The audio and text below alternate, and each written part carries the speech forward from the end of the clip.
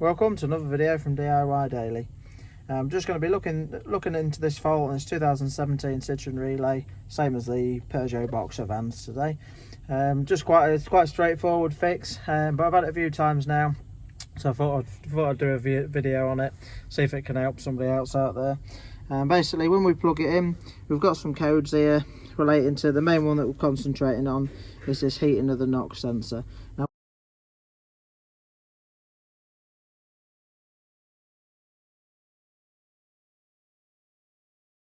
what this one keeps doing is it keeps going into limp mode and the DPF keeps blocking it up. We could do a regen, clear the DPF, it'll run alright for a bit again, and then it blocks up. It just blocks up again. But we're permanently getting this heating of the NOx sensor fault coming up, P2202. It's basically the NOx sensor is not working correctly, and it's not allowing everything to work as it should do to keep the DPF clear. So we've got a new DPF, a new NOx sensor. It's only available genuine at the minute, but if you check out the links in the description below, I've put links to the part number of these where you can get them from.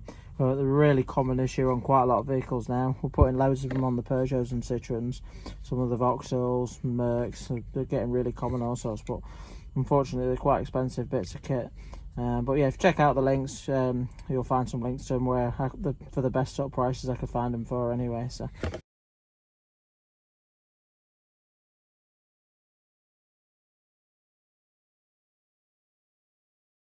But all I'm going to do now, I'll just get it up in the air, just show you where the NOx sensor is located, and just swapping it over. And just before we get into the video, if you haven't already subscribed to the channel, just click on the red subscribe button below to make sure you don't miss out on any future content.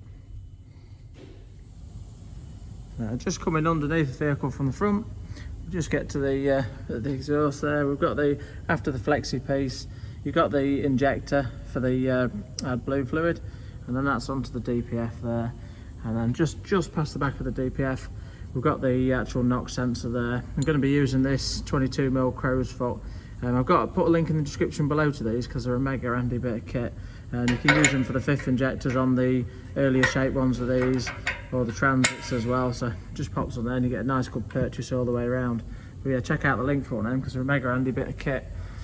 But then from the NOx sensor, the wiring just goes round the back, runs along the heat shield there. Really badly positioned on these relays. See how caked up it is on here. But there's just a connector at the back. If you just pull that down, you just see on the top there's a couple of 10mm nuts we're going to need to get off to get that out. One thing you do want to just be checking before replacing it is just make sure, just take the connector off and just make sure it's not had any water and rusted in there. But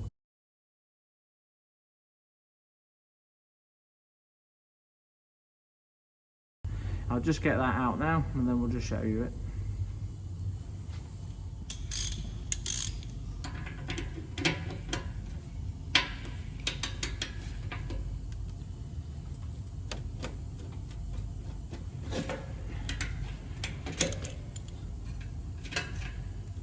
Just cracked it off quick first, but before winding it all out, because it'll keep twisting the wire, I'm just going to get the actual ECU bit of it off now, and then we can pull that forward and get the NOx sensor out with it.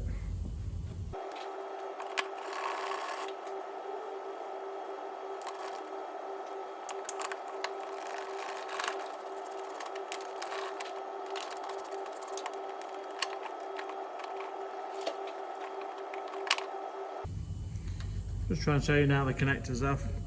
All you do to get it off, this tab just sits in, just pushes forward in. When it's on, you just pull that back and then you can simply press it down to get it off. So.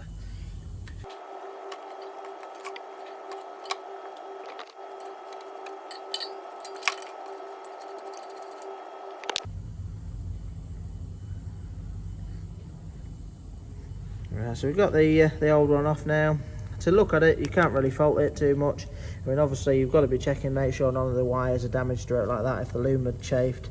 But we've done quite a few of these now where just the actual NOx sensor itself is, whether it's the ECU that packs up or whether it's actually in the sensor itself, I'm not sure. But if you don't actually replace the sensor and it's got that issue, all it'll keep doing is keep blocking the DPF up. So, but yeah, bit of a bad design, really not very reliable. So all we're going to do now is just get the new sensor fitted up. We'll just wind the actual sensor in first, and just give that a nip up. They don't want to be too tight, just a reasonable nip, and then route the wiring through after, just so you don't twist any of the loom out like that, and then we can just run through clearing that code out afterwards.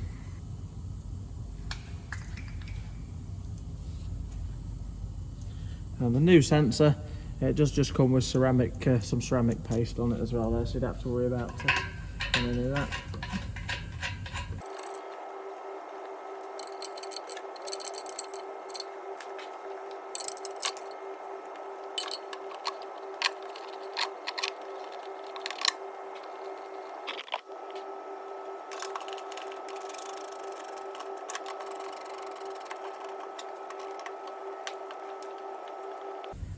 Right, so now that we've got the ECU located up there and reconnected, so the sensor's nicely nipped up there, just drop the vehicle down quick, just clear the codes out, just give it a quick run, and that should be all fixed. Right, so as soon as we've fitted the sensor, just read the codes again, all I've done is just turn the ignition on, and already just with that, it's already got rid of that NOx sensor fault, so it's just permanently flagging that without it even running. What I'm going to do now is just clear all the codes. We know the DPF's clear at the minute. I'm just going to give it a really good run for a couple of days and just let you know the outcome. I've just done a full code read that time just to get rid of everything, if anything else was in there. So but let's just give it a decent run and let you know.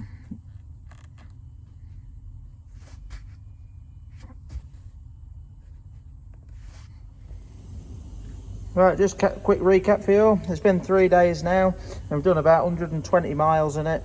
Customers had it back.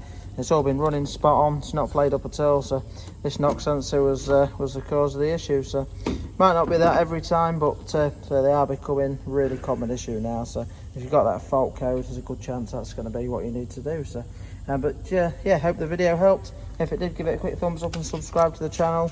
And if you want to check out the links, so there's links to these, the crow's foot there, the 22mm one, and links to the sensor as well. But yeah, thanks for watching, and we'll see you next time.